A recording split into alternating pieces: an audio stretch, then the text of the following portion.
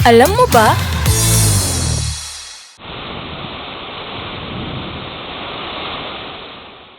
Ilang malalakas na bagyo na ang nagdaan sa ating bansa sa mga nagdaang mga taon.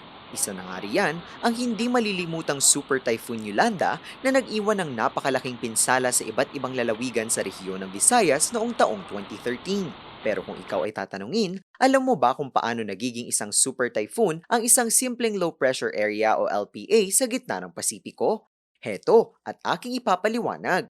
Ang isang super typhoon ay gumagalaw na parang isang dambuhalang factory na may kumpletong sangkap mula sa dagat. Ang unang sangkap ay ang mainit na tubig dagat na may temperaturang 26.5 degrees Celsius o higit pa. Ang init na ito ay nagpapasingaw ng napakaraming water vapor sa langit na siyang nagsisilbing pinakakrudo o gatong upang buhayin ang bagyo.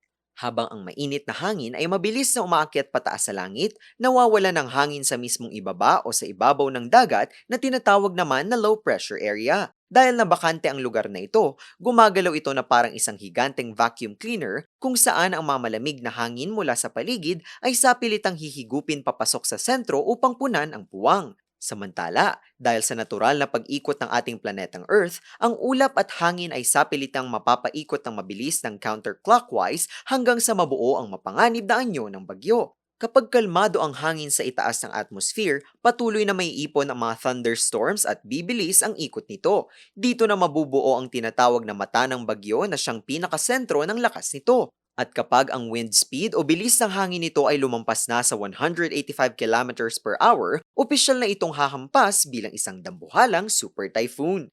May trivia ba kayong nais malaman? I-comment na yan at ito ay aming aalamin. Ngayon, alam mo na!